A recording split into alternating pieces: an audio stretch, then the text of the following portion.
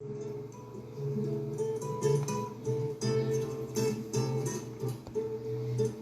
dia!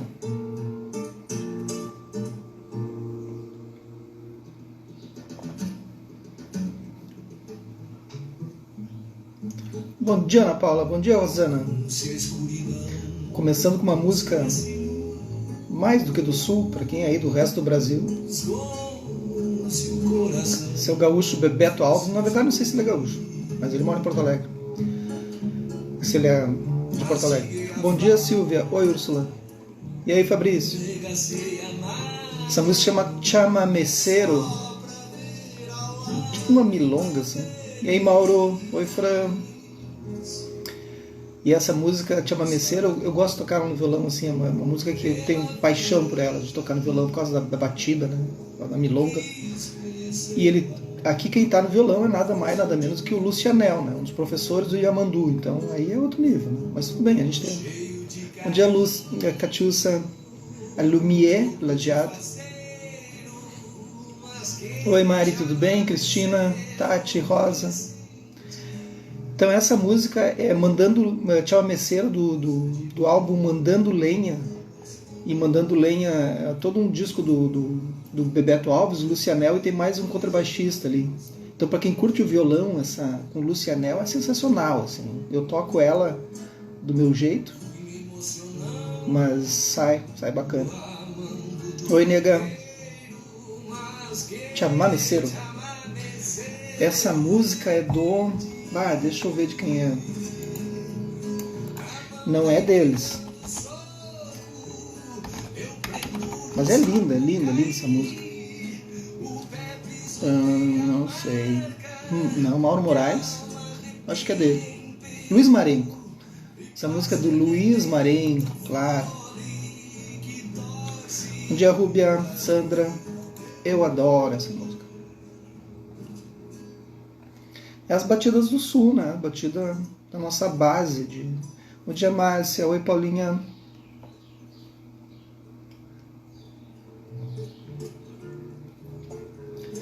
Batidas que a gente se criou ouvindo aqui no Rio Grande do Sul.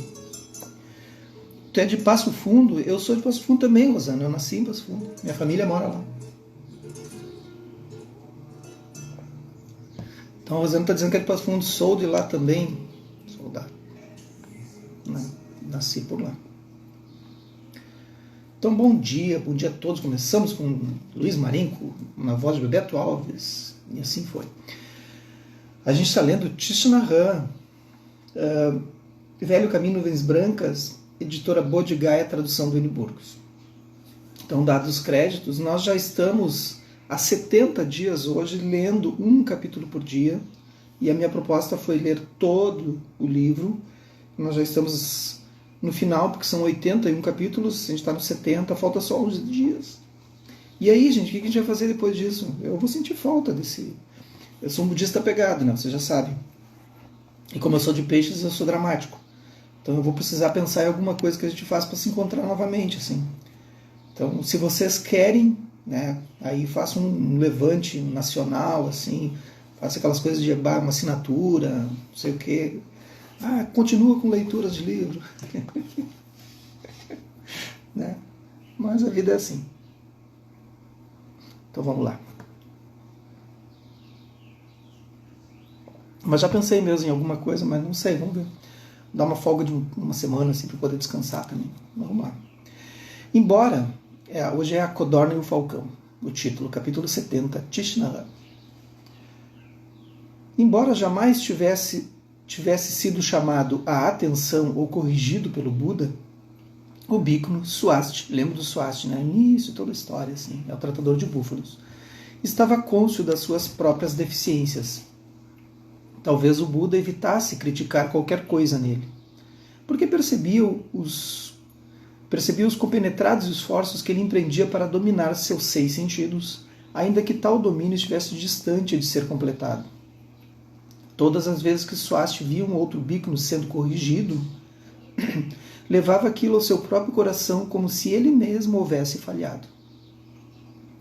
Isso lhe dava inúmeras oportunidades para aprofundar sua prática.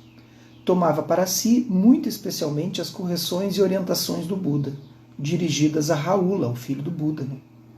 Este continuava a fazer grandes descobertas em sua prática, e isso beneficiava igualmente a prática de Swasti. Gente, eu vou dizer para vocês que a gente tem que passar a vida toda atento, né? E o Swasti tem razão aqui.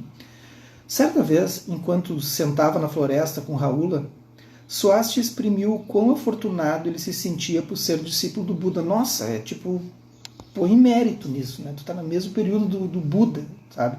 Ou do Jesus, ou tu aprender com Gandhi, aprender com essas criaturas, né? Tu tá ao lado de Sócrates, tu tá ao lado de pessoas, assim. Isso deve ser incrível, né? Disse que por ter experimentado, ou do lado de outras figuras que vocês imaginam, assim, estudar com, sei lá, com Einstein, disse que por ter experimentado o sabor da verdadeira paz, alegria e liberdade, já não tinha desejo pela vida mundana. Rahula o acautelou, dizendo, ainda que possa ser verdade, não dê tanto crédito, tão cedo, a si mesmo. O esforço por continuar observando e controlando os sentidos é o próprio alicerce da prática. E nem mesmo o mais veterano discípulo pode garantir que não recairá em negligência com relação à sua própria prática. Gente, a gente tem um depósito armazenador que se chama no budismo, em sânscrito, de Alaya Vijnana, onde está tudo contido, todas as nossas informações genéticas, DNA, desse karma, de outros karmas, e assim vai. Desde que o mundo é mundo. Então tá lá, é esse, e aí tem as sementezinhas, as boas e as ruins, tá? As boas e as marvadas. A gente vai regando a qual a gente quer. A gente acha que a gente não tem, nós temos todas as sementes de qualquer pessoa, qualquer situação boa ou ruim, todas. A gente tem a maldade, a gente tem pensa em coisa ruim, a gente tem. Pensa em coisa boa, a gente tem. Sobressai aquela que a gente rega. Então, acontece sim. Está acontecendo agora, vocês nem imaginam como pessoas que já estão em um nível, né, e estão regando as sementes ruins. Rahula contou a Swasti sobre o bhikkhuni Vangisa, um monge renomado por sua inteligência e dotes de oratória. Na verdade, ele era um poeta refinado que havia composto vários gathas sobre o Buda, o Dharma e a Sangha, os quais angariaram elogios do Buda. Quando Vangisa juntou-se à Sangha, ele estudou sob a orientação do bhikkhuni Nigrodakapa, em Agalava, bem perto de Saravasti. Após o falecimento do seu professor, Vangisa foi morar em Jetavana. Um dia, enquanto saiu para mendigar com Ananda, aí você deve estar se perguntando, tá, mas e como é que eu... Ou não estamos perguntando, ou pode ser que sim. Mas como é que eu vejo qual semente, né? Como é que eu vou acessar esse depósito armazenador chamado Alaya Vijnana, né? Que é o depósito de consciência que nós temos. Vijnana é consciência, Alaya é depósito. Então, como é que eu acesso isso? Com a meditação. Tu vai observar essas sementes sendo criadas assim. E como é que elas são criadas? Através dos sentidos. E aí vai indo. Então tu tem que estar super atento. Quem descobre isso atinge a liberação. Cada dia a gente observa uma semente surgindo. Tem que estar super atento. Então não pense que meditação é só sentar e ficar ali, que não é nada disso. É uma prática. Um dia, enquanto saiu para mendigar com Ananda, ele confessou que sua mente estava perturbada. O Vangisa, né, falou para Ananda e pediu auxílio. Só a dele, né? Só a dele está perturbada. Coitadinho. Ananda sabia que Vangisa se perturbara com o desejo que sentia por uma moça que fora ao monastério levar oferendas de alimento. Mas também, né? Ananda compreendeu que como olha a explicação. Então, se tu é artista, tu pode usar desse tipo de argumento. Olha a explicação do Ananda quando ele percebe que Vangisa se namorou por uma jovem donzela que apareceu no monastério. Porque ele era artista. Entendeu? Então, se tu é artista, meu caro amigo, minha cara amiga, então tu pode, né, sofrer desse mal do Vangisa. Olha só. Começar a usar isso aqui. Ananda compreendeu que, como um artista, Vangisa era muito sensível à beleza e apelou para esta mesma sensibilidade. Então, por ser artista, ele é sensível à beleza, por isso que ele se encanta com as moças. Vai ter desculpa. Eu achei legal essa. Então tá. ajudando-o a perceber como podia usar a beleza do caminho do despertar a fim de transcender seus desejos por um tipo de beleza fugaz, porque passa, né, gente? Que só produzia aflições e obstáculos. Ananda mostrou-lhe como fazer brilhar sua consciência sobre os objetos da contemplação, de modo a enxergar com clareza a natureza vacuosa e impermanente de todos os dharmas. Então, resumindo, traduzindo isso aí que ele falou, né, ligando a tecla SAP do budismo, então, a natureza vacuosa e impermanente de todos os dharmas significa que aquela beleza vai passar, que não está contido nela, a gente já falou nisso. Vacuosa porque ela é interdependente, dharma porque são os fenômenos, e tem mil coisas aqui, dá para dar um curso sobre isso. Praticando de acordo com as instruções de Ananda, Vangisa aprendeu a dominar seus sentidos. Ele escreveu um poema sobre esta prática. Aí que tá, ó. Aí ele dominou seus sentidos e escreveu um poema. Não dominou, porque daí ele tem o ego, né? Vai transformar em palavra aquilo que não se pode transformar em palavras, mas tudo bem. Mas isso é ele que é monge, a gente faz, porque a gente está no mundo aqui mundano, a gente pode fazer. A qual tornou-se, então, bem conhecida dos monges. O poema dizia o seguinte, é uns poemas que não tem rima nenhuma, porque foi escrito acho que em Pali, então... Aí traduz, tradução da tradução vira quase nada. Assim.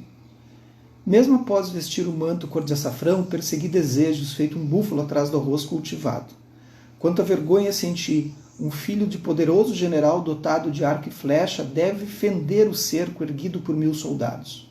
Morando em mente atenta, não serei derrotado, mesmo perante uma multidão de lindas mulheres. Mas Giza, tu não me convenceu. Eu sigo o Senhor, que é um descendente do sol. Seguindo sereno este caminho, todo desejo é aliviado.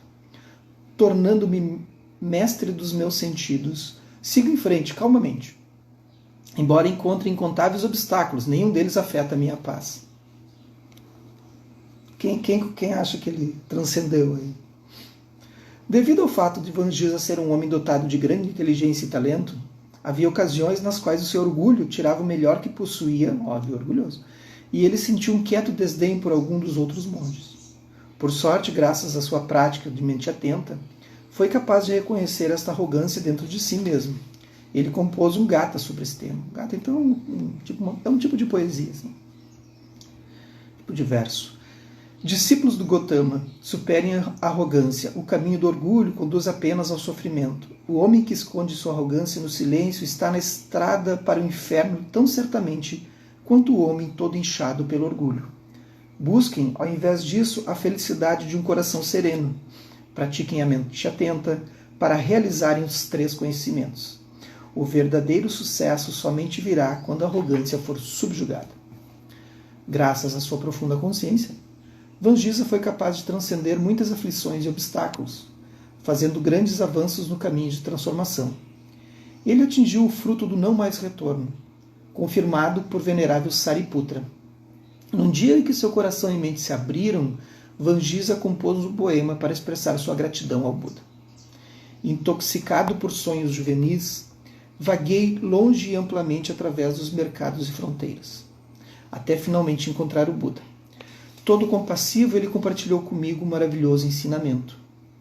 Minha confiança foi despertada e vesti o manto de um monge. Morando na consciência, focando coração e mente, alcancei os 3 conhecimentos, graças àquele que despertou. Longe e amplamente o Senhor semeou as sementes da iluminação. Como os seres residem na escuridão, ele mostrou o caminho das 4 nobres verdades, o nobre caminho óctuplo, tranquilidade, alegria e liberdade. Suas palavras são tão sutis e profundas. Sua nobre vida pudica, habilmente, ele conduz todos os seres à liberação. Quão profunda é a minha gratidão. Então ele é um poeta. Eu não curti muito a poesia dele aqui, mas tudo bem. Quem sou eu?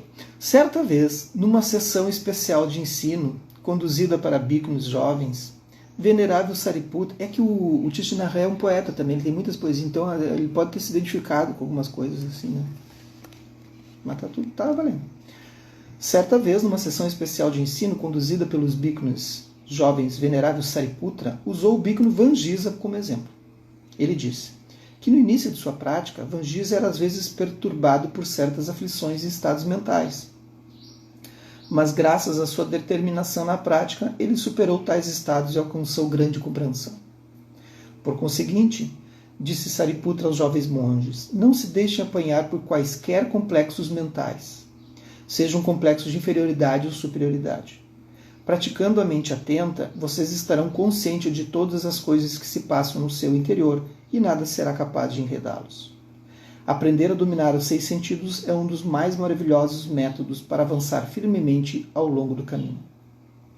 Ouvindo Rahula falar sobre Vangisa, Swasti sentiu como se conhecesse. Embora tivesse encontrado esse irmão, jamais havia tido uma chance real de falar com ele. Então decidiu encontrar um momento para estabelecer um contato maior com o venerável Vangisa, pois sabia que poderia aprender muito com a experiência espiritual dele. Swasti lembrou-se de como Buda, certa feita, usara a imagem do mar para ilustrar a prática de domínio sobre os 6 sentidos. Bhikkhus, seus olhos são um profundo oceano, no qual se ocultam monstros, redemoinhos e correntes perigosas. Se vocês não agirem com a mente atenta, seu barco será atacado e submerso pelos monstros marinhos, redemoinhos e correntes perigosas. Seus ouvidos, nariz, língua, corpo e mente também são oceanos profundos nos quais se ocultam monstros marinhos. Tem toda a razão, seu Buda aí.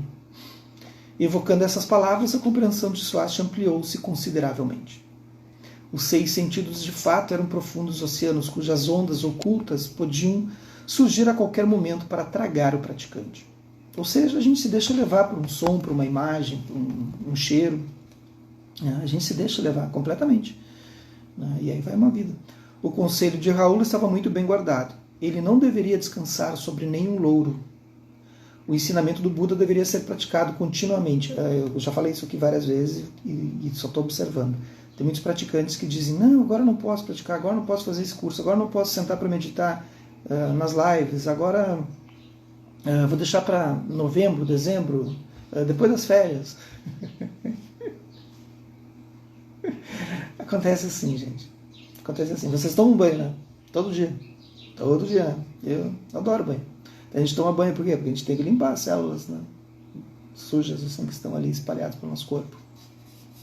Então a gente toma banho. Mas a gente, né, se protege e tudo mais. Não consigo proteger meu rosto o tempo todo, minhas mãos, meus braços estão de fora, ele continua sujando, as células continuam morrendo ali e tal. Então tem que tomar banho de novo. E assim vai indo. E a gente está ouvindo, a gente não fecha. Alguém consegue fechar os ouvidos? Não. A gente tem uma consciência que impede que entre porcarias. Eu não vou ouvir fofoca, não vou ouvir notícia ruim, né? A gente pode não ler coisa ruim, mas eu continuo vendo as coisas, eu continuo observando e ouvindo tudo isso. É impossível, né, eu não perceber tudo isso.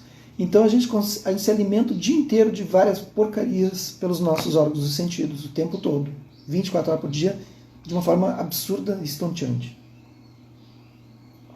Então a gente está se alimentando de coisas tóxicas, entendeu? Aí passa um dia, 2 dias, 3 dias, e a tua mente está ali sem tomar um banho, que é a meditação, que é a prática, que é ouvir os ensinamentos, por 1 mês, 2 meses, 3 meses. Então fiquem 3 meses sem tomar banho. É o mesmo que está acontecendo com a sua mente, querida. Eu fico irritado quando me diz isso. Em novembro eu volto. Volta o quê? Vai estar tudo sujo. Não quero. Aí eu vou ter que eu limpar. Parece que trabalhão que dá. Não, tá louco. Olha, tem que ter uma paciência budista, que eu perco às vezes. Certo entardecer, enquanto sentava do lado de fora de sua choupana, no monastério de Jetavana, já falei isso, Jetavana existe, procurei no Google. O Buda contou aos bhikkhus mais jovens uma história para relembrá-los de observarem, né, Úrsula? Estão rindo porque é verdade, né, Karen? É isso aí, vamos rindo. Um dia um falcão mergulhou dos céus e capturou uma jovem codorna em suas garras. Enquanto era levada pelos ares, a ave começou a chorar, a codorna começou a chorar. Ela se auto-repreendia por ter ido além de onde seus pais haviam lhe permitido ficar. Aí ela disse, se ao menos eu tivesse escutado meus pais, não estaria agora nesta situação. O falcão perguntou, e onde foi que seus pais disseram para você ficar, seu desobediente? A codorna respondeu, no campo recém-arado. Para surpresa dela, o falcão disse, posso apanhar qualquer codorniz que eu quiser quando eu quiser, se eu que eu quiser e quando eu quiser. Vou levá-la de volta para aquele campo e dar-lhe mais 1 hora de vida. Vou procurar por você em apenas 1 hora e vou capturá-lo novamente. Quebrarei seu pescoço e devorarei você imediatamente. E o falcão mergulhou de novo e libertou-a no campo recém-arado. Surpreendentemente, a jovem codorna, de imediato subiu no monte de terra recentemente arado e começou a desafiar o pássaro. Mas olha esse tipo de bicho. Ei, falcão, por que esperar uma hora? Por que não mergulha logo e não tenta me pegar agora mesmo? Essa codorna devia ter sido comida pelo falcão. Na boa. Enraivecido, o falcão recolheu as asas lateralmente para junto de seu corpo e mergulhou na vertical a toda velocidade. Então, quando a gente está com raiva, a gente faz essas coisas, né? E aquela codorninha... né? A codorna, porém, rapidamente esquivou-se, enfiando-se debaixo de um sulco no monte de terra. O falcão perdeu a codorna e acabou batendo no chão com tanta força que quebrou o pescoço. E morreu instantaneamente. O Buda tem umas histórias só trágicas. Por isso que eu não indico para criança, tá louco? Não, mas tem umas que são bonitinhas. Bhikkhus, vocês devem sempre viver com mente atenta e dominar os seus 6 sentidos. Quando abandonam a mente atenta, vocês entram no domínio de Mara, onde o perigo é iminente. Mara é Maharaja. Mara seria as circunstâncias do universo, que no catolicismo seria o demônio. Tá? Só que a gente não tem demônio, a gente tem circunstâncias do universo. Swasti era Você não imagina quantos links eu faço quando eu tenho que estar lendo. Centenas de links. Eu tenho que fechar todas as janelinhas. Isso é assustador, porque eu quero falar. Swasti era encorajado por inúmeros jovens monges, sinceros e talentosos, da Sangha. Um dia, foi convidado junto com vários outros para ir à casa de uma pessoa leiga chamada Sita, que vivia na vila Machikasanda. Foi durante essa saída que Swasti reconheceu quão brilhante era um desses jovens bhikkhus. O discípulo leigo Sita era bem conhecido por sua devoção ao ensinamento. Por causa do seu grande e compassivo coração, ele era profundamente amado pelas pessoas, assim como o discípulo leigo Anathapindika, aquele que doou o bosque de Jetavana. Sita apreciava convidar discípulos veteranos à sua casa, a fim de ofertar alimentos e perguntar sobre o Dharma, sobre o ensinamento. Nesse dia em particular, ele tinha convidado 10 discípulos veteranos e 2 jovens monges, Swasti e Isiddhata. Depois que os bhikkhus haviam terminado de comer, Sita inclinou-se respeitosamente para eles e então pediu se poderia sentar-se diante deles num pequeno banco. Sita lhe fez a seguinte questão: respeitáveis monges, tenho ouvido o Sutra Brahmajala, a gente já comentou sobre esse sutra, no qual o Buda discursa sobre as 62 falsas visões das seitas contemporâneas. Tá?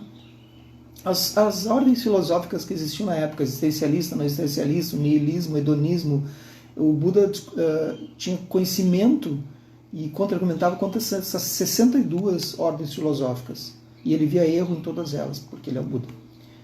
A gente só aceita, né? Porque nossa mente é limitada. Tenho ouvido os questionamentos erguidos por membros de outras seitas relacionadas à vida, morte e espírito, tais como: o mundo é finito ou infinito? Temporal ou permanente? Mente e corpo são um ou dois? O Tathagata, aquele que não foi e nem veio, ainda existirá após a sua morte ou cessará de existir? Ou tanto existirá como deixará de existir? Ou ele nem existirá nem cessará de existir? Veneráveis, o que faz surgir esses tipos esotéricos de visões e questões? Eu estou perguntando por que as pessoas pensam na metafísica. Tá? Quem já estudou a metafísica? Eu já estudei. Nenhum dos monges se aventurou a responder a questão de Sita, mesmo após ele repeti-la por 3 vezes. Swasti ficou embaraçado e sentiu suas orelhas esquentarem. De repente, Isiddhata voltou-se para os bhikkhus veteranos e perguntou: respeitados veteranos, posso responder ao questionamento do discípulo leigo Sita? Os monges veteranos responderam: Bhikkhu, você pode responder a questão se assim desejar. Voltando-se na direção de Sita, Isiddhata disse: Senhor, tais visões e questionamentos surgem porque as pessoas ainda se acham presas a falsas noções acerca do eu. Se a ideia de um eu separado fosse abandonada, as pessoas não mais teriam necessidade de se conectar a tais visões distorcidas ou de fazer tais questões. de um eu separado, vocês já entenderam. Em terceiro, a gente já falou que a gente não está separado do resto. Então, quem tem acompanhado as lives... Acho bonito dizer live, né? Uma coisa que agora ficou na moda. Tita ficou visivelmente impressionado com a resposta do jovem Biknu. Ele disse, por favor, você poderia explicar isso mais claramente? Olha, ele está botando ele numa armadilha. As pessoas são maldosas. As pessoas que não tiveram a oportunidade de estudar o caminho do despertar, geralmente pensam no corpo como sendo o mesmo que o eu. Ou pensam que o eu está contido no corpo e que o corpo está contido no eu. Por conseguinte, elas consideram os sentimentos como sendo o mesmo que o eu. Ou pensam que os sentimentos estão contidos no eu e que o eu está contido nos sentimentos. Tais pessoas sustentam as mesmas visões relativas às suas percepções, formações mentais e consciência. 5 agregados. Elas foram apanhadas pela falsa noção do eu. É precisamente por estarem presas a tal falsa noção de um eu que elas se enredaram nas 62 visões equivocadas, conforme discutida no Sutra Brahmajala, e nas questões sobre o finito, infinito, temporal, permanente, 1 e 2, existente e não existentes. Discípulo leigo cita, tais questões e visões desaparecem no ar quando, através do estudo dedicado e da prática, alguém supera a falsa noção de um eu. Gente, resumindo, para quem não está estudando comigo e ficou um pouco perdido, não existe um eu nesse corpo, porque você diz, onde é que está o Jefferson aqui? Né? Ontem eu brinquei, né, com a história do cabelo, do dedo, o Jefferson é isso aqui, se eu tiro partes do meu corpo... Tem um filme do Monty Python, que o Monty Python é um grupo, acho que é inglês, muito na década de 80 ali, os caras eram muito engraçados, assim. E ele é decapitado, assim, numa duelo, ele corta o braço dele, corta as pernas, não sei o quê, e ele continua dizendo, eu estou aqui, né? É mais ou menos isso, vai tirando partes do corpo, e a gente acha que a gente continua ali. Então o eu está no braço, o eu está na perna, não está, nem no sentimento. O eu não é minha depressão, não é minha ansiedade, não é minha alegria, não são minhas emoções. Então eu atropelei aí, mas vocês já entenderam, né? Ainda mais impressionado, Tita respeitosamente, olha aí a armadilha, perguntou a Isiddhata, venerável, de onde você é? Venho de Avante. Venerável, ouvi falar de um jovem de Avante, chamado Isiddhata, que se tornou Biknu. Ouvi dizer que ele é considerado brilhante e hábil. Embora eu tenha ouvido o nome dele, jamais o vi pessoalmente. O Tita, malandrão, espertinho. Você já o encontrou? Sim, Tita, ou Sita, já o encontrei. O Isiddhata responde. Que é ele mesmo. Daí ele diz, aí o Tita diz, então, venerável, você pode me dizer onde esse talentoso monge está no presente? Malandrino. O Isiddhata não respondeu. Porque se ele respondesse, tudo aquilo que ele tinha dito caía por terra, entendeu? Ele ficou em silêncio. Vai sacado. Só as piadinhas de budista, ninguém entende, todo mundo... Tá, mas é legal. De fato, Tita, eu falo Tita porque se botar um T ali vira Tita, e aí só tem um T, é C-I-T-A, aí vira mente, ou o coração, depende da circunstância do texto em sânscrito. Então eu me confundo, é Sita. Já tinha percebido que o jovem Biknu sentado diante dele era Isiddhata, ele já tinha sacado. Ele perguntou, pode ser que você seja o Biknu Isiddhata? Sim, senhor, disse Isiddhata. Aí ele dá um conceito. Nesse conceito ele está presente, entendeu? Sita ficou entusiasmada e exclamou, é uma grande honra para mim, respeitável e venerável Isiddhata, meu jardim de mangueiras e minha residência privada em Machikassanda, são lugares aprazíveis e equipados com tudo que é conveniente. Espero que você venha visitar-me com frequência. Nós oferecemos o que quer que você necessite. Alimento, mantos, medicamento ou um lugar para ficar. Isiddhata não disse nada. Os Biknus agradeceram pela acolhida e partiram. Swasti ouviu dizer mais tarde que Isiddhata nunca mais voltou a lar de Tita. Por quê? Porque não desejava profusos elogios ou oferendas. Nem mesmo de um homem bem quisto como era Sita. Ele não estava sendo mal agradecido. Só que tu elogiar um budista, ou querer dar coisas para ele, não faz sentido. Eu não sou tão budista assim, vocês podem me dar presente. Não vem? Para, eu sou só um preceitado. Eu estou longe de ser monge ainda. Tá bem? Então eu gosto de coisas mundanas, presentes, não tem problema. Embora Swati não se encontrasse com Isiddhartha por um bom tempo, a imagem do brilhante e modesto Bhikkhuni permanecia gravada em sua mente. Prometeu seguir o exemplo de Isiddhartha e procurá-lo todas as vezes que tivesse a chance de passar por Avanti. Swati sabia quanto o Buda amava os jovens Bhikkhunis, que demonstrassem determinação, sabedoria e consideração pelo bem-estar e felicidade dos outros. Gotama manifestava quão grandemente ele dependia desses jovens monges para transmitir o ensinamento às futuras gerações. Hoje é comprido, gente. Swati observou, todavia, como ele se dedicava aos ensinos de tais bhikkhunis, independentemente de suas habilidades individuais. Alguns encontravam mais dificuldade do que os outros. Havia um monge que abandonara a comunidade 6 vezes, mas ainda era considerado bem-vindo para uma nova tentativa. O Buda jamais deixava de oferecer encorajamento àqueles que achassem difícil lembrar, mesmo as mais simples práticas. Havia um monge chamado Badali, que vivia em Jetavana. Hoje a gente vai passar uns minutinhos do que a gente está acostumado, mas só um pouquinho. Bem consciente, ele estava acostumado e bem consciente das limitações do rapaz. Porém, decidiu supervisioná-las a fim de dar ao Bhikkhuni uma oportunidade de se autotransformar. Badali parecia ser incapaz de seguir certo número de disciplinas monásticas. Por exemplo, durante as refeições, era esperado que cada Bhikkhuni permanecesse sentado até terminar de comer.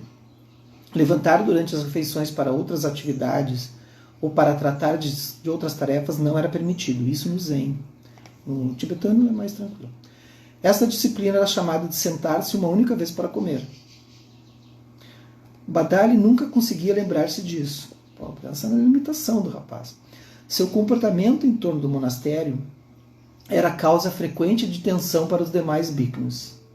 O Buda chamou-o separado em diversas vezes para ensiná-lo a perguntar para si mesmo esta questão. Todas as manhãs, assim que levantasse. O que posso fazer hoje para contribuir com a felicidade da comunidade? Após vários meses, porém, Badali parecia não ter feito nenhum ou pouco progresso. Certo número de discípulos começou a perder a paciência e falar asperamente com ele. Já me aconteceu isso em retiro. Tinha umas pessoas assim que eram muito no tibetano, assim, acontecia. Não acontece nos dois, mas uma vez eu me irritei profundamente com uma pessoa lá. 15 dias com a criatura, eu estava enlouquecendo. Aí eu usei como prática, né? Mas ela estava me enlouquecendo. Não só a mim, como todo mundo. 250 pessoas. Era sensacional. Ao ter conhecimento disto, o Buda se dirigiu à comunidade. Ele disse, Bhikkhunis, embora o indivíduo na Sangha possa manifestar inúmeras imperfeições, ainda assim, indubitavelmente, permanecem em seu interior ao menos umas poucas sementes de confiança e amor. Sempre todo mundo tem, né? Devemos nos relacionar com tal indivíduo de modo a proteger e a nutrir aquelas sementes de confiança e amor, para que elas não pereçam. Tome um exemplo de uma pessoa que perde a vista em um acidente. Sua família e amigos farão tudo o que puderem para proteger o olho remanescente, porque ele sabe o quão duro seria o seu futuro se ele tivesse que perdê-lo também. Assim, Bhikkhunis, ajudem a proteger as sementes de confiança e amor em seu irmão, tratando-o com gentileza. Todo mundo tem as sementes boas, lembrem disso. Swati estava presente quando o Buda disse estas palavras. Estava profundamente tocado pela amorosa atitude do mestre. Ao olhar para cima, viu Ananda derramando lágrimas e sabia que o monge também tinha sido tocado. Embora Siddhartha fosse compassivo e gentil, também podia ser severo quando a ocasião assim requeresse. Uma pessoa que não pudesse ser auxiliada pelo Buda era alguém sem futuro. Certa vez, Swati estava presente quando uma rápida, mas impressionante conversa ocorreu entre o Buda e um homem chamado Kessi, um bem conhecido domador de cavalos. O Buda perguntou a Kessi, olha aí, gente, começar a usar isso. Você poderia, por favor, explicar-nos como domar cavalos? Senhor, os cavalos têm diferentes temperamentos. Alguns são muito dóceis e podem ser domados com o uso de métodos gentis. Vê qual cavalo vocês são. Os outros são ainda muito selvagens. e requerem unicamente o uso de firme disciplina. O Buda sorriu e disse: e o que você faz quando encontra um cavalo que não responde a qualquer desses métodos? Senhor, nessa situação é necessário matar o cavalo. Então, qual dos três vocês são? Se for permitido que viva junto com os demais cavalos, ele os contaminará a todos. Senhor, de minha parte, gostaria de saber como o Senhor treina seus discípulos. O Buda sorriu e disse: faço o mesmo que você. Alguns monges respondem somente a gentileza. Outros requerem firmezas junto com gentileza. Eu tenho uns alunos assim, aí tem uns aí, ó. Outros só fazem progresso com disciplina severa. E o que faz no caso de um monge não responder a nenhum desses tais métodos? Faço o mesmo que você, eu o mato. Os olhos do domador de cavalos se regalaram. O quê? Você o mata? Pensei que fosse contra matar. Inocente, né? O Buda explicou: não o mato no mesmo sentido com que você diz matar um cavalo. Quando uma pessoa não responde a qualquer desses três métodos recém-mencionados, nós recusamos que tal pessoa se junte à sanga dos bhikkhus. Não o aceito como meu aluno. Isso é um extremo infortúnio. Eu já não aceitei aluno. Acreditem nisso. Tem situações que a gente não pode aceitar e explicar o Dharma para algumas pessoas, porque pode ser pior. Pode causar uma transformação muito profunda e grave. Pessoas que têm esquizofrenia, pessoas que têm muita violência dentro de si, é complicado tu lidar. Eu já tive casos assim, 2 casos. Mandei procurar um psicólogo, né, psiquiatra, psicanalista. Ter recusado a chance de praticar o Dharma na comunidade é perder uma oportunidade que somente surge uma vez em 1 milhar de vidas. Então, gente, o que significaria morrer para a vida espiritual? Não é lamentável apenas para a pessoa que foi recusada. É muito lamentável para mim, é verdade. Pois nutro grande amor e consideração por aquela pessoa. Jamais perco a esperança de que um dia aquela pessoa se abra para a prática e volte para nós. Há muito tempo, Swasti ouviu o Buda chamar a atenção de Rahula e aconselhá-lo. Ele também já tinha testemunhado o Buda corrigir alguns bhikkhus. Agora compreendia mais claramente o profundo amor por detrás das admoestações dele. Swasti também sabia o quanto o Buda o amava, muito embora nunca houvesse dito isto tão abertamente. Swasti precisava apenas olhar nos olhos do Buda para saber. Naquela noite, o mestre recebeu um convidado, e Ananda pediu que Swasti preparasse o chá. O homem era um guerreiro com um semblante orgulhoso e aristocrático, que viajava com uma espada reluzente atravessada em suas costas. Ele desmontou do seu corcel do lado de fora de Jetavana e deixou sua arma embainhada no selim. Sariputta mostrou-lhe a choupana do Buda. Era um homem de altura impressionante. Dava passadas largas e tinha um olhar penetrante. Ananda disse a Swasti que o nome do guerreiro era Roitassa. Quando entrou na choupana para servir o chá, encontrou o visitante e Sariputta sentados diante do Buda em banquinhos baixos. Ananda estava de pé diante do Buda. Após servir chá para os 3 homens, Swasti ficou perto de Ananda por trás do Buda. Eles beberam o chá em silêncio.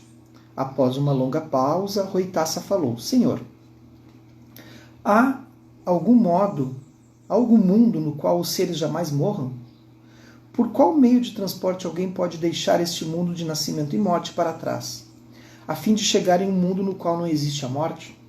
O Buda respondeu: não há meio de transporte que possa fazer você deixar este mundo de nascimento e morte.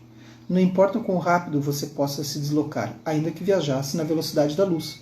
O Buda já sacava a velocidade da luz. Roitassa juntou suas palmas e disse: você diz a verdade. Eu sei devido a um fato que não se pode escapar deste mundo de nascimento e morte através de qualquer meio de transporte, não importando o quão rápido alguém seja capaz de ir. Posso me lembrar de uma vida pregressa na qual eu possuía poderes sobrenaturais e era capaz de voar através dos ares mais rápido que uma flecha. Com um passo eu podia saltar o mar leste sobre todo o caminho até o mar oeste. Estava determinado a escapar do mundo do nascimento e morte, velhice e doença, a fim de encontrar um mundo no qual os seres não estivessem sujeitos ao nascer e morrer. Dia após dia eu viajava a grande velocidade, sem parar de comer ou beber, descansar ou dormir, urinar ou defecar. Por centenas de anos segui uma grande velocidade, mas não cheguei a lugar algum. Até o dia em que morri ao lado da estrada. Me parece meio que uma analogia que ele está fazendo. A gente corre a velocidade da luz e não vai a lugar nenhum. Senhor, suas palavras são mesmo verdadeiras. Ninguém pode jamais escapar do mundo de nascimento e morte, por meio de qualquer transporte, ainda que possa se deslocar na velocidade da luz. É o último parágrafo, tá, gente? O Buda disse: não afirmei, todavia, que não seja possível sobrepujar o mundo de nascimento e morte. Escute, Roitassa. Você realmente pode transcender esse mundo de nascimento e morte. Eu lhe mostrarei o caminho pelo qual pode fazer isso. No seu próprio corpo, de 2 metros de altura, o mundo de nascimento e morte tem suas origens, e neste mesmo corpo residem também os meios de transcendência. Contemple seu corpo, Roitassa. Faça brilhar a sua consciência sobre o mundo de nascimento e morte existente em seu próprio corpo. 5 escandas, né? Contemple até que possa ver a verdade da impermanência, da vacuidade, do não nascimento, não morte de todos os dharmas. Diante de você, o mundo do nascimento e morte se dissolverá. E o mundo do não nascimento e não morte se auto-revelará. Você se livrará de todo pesar e medo. Você não precisa viajar a lugar algum a fim de abandonar o mundo do sofrimento e morte. Você só precisa olhar para dentro da natureza do seu próprio corpo. Meditação.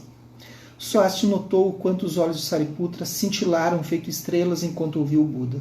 A face do guerreiro Roitassa também irradiava felicidade. Swasti ficou profundamente comovido. Quem poderia conceber o quão maravilhoso e majestoso era o ensinamento do Buda? Era como um movimento da música clássica. Mais claro do que nunca, Swasti via como uma chave da liberação, como a chave da liberação repousava diretamente em suas próprias mãos. Foi longo hoje, né? Às vezes ele tem uns capítulos mais longos, tem que ter um pouco mais de fôlego. Então, obrigado mesmo por vocês aguentarem esse tempo todo. Eu sei que todo mundo tem que trabalhar. Então, muito obrigado pela generosidade de vocês ficarem comigo ao longo dessa leitura. Tá bem? Hoje é quinta-feira. Que os méritos desse nosso encontro, dessa nossa prática, se expandam e toquem a todos e que nós possamos nos tornar o caminho iluminado. Um bom dia, boa quinta.